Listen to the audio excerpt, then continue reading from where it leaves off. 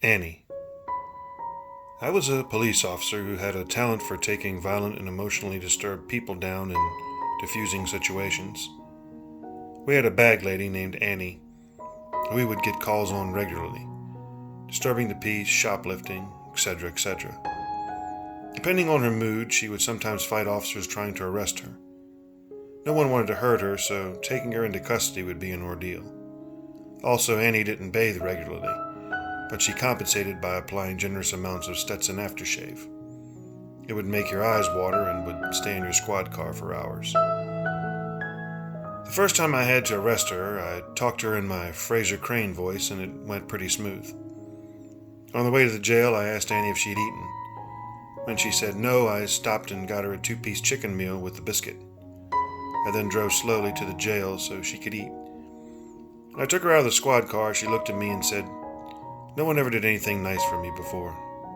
God bless you, son." From then on, when she'd get in trouble, she'd request me to take her to jail. Fast forward a few years.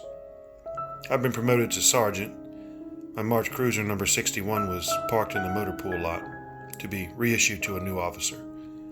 Later that afternoon, I responded to a fatal accident that one of my guys was working. Someone had been hit by a truck and killed. I was pretty upset because it was Annie. I should have been around to keep this from happening. Later that night, a deputy from the sheriff's office called in and said someone was hiding in one of our cruisers in the back lot. I was heading in to do paperwork and got there first.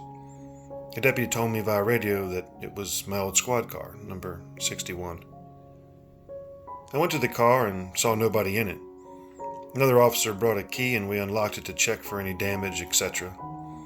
When I opened it up, the first thing I noticed was the strong smell of Stetson aftershave.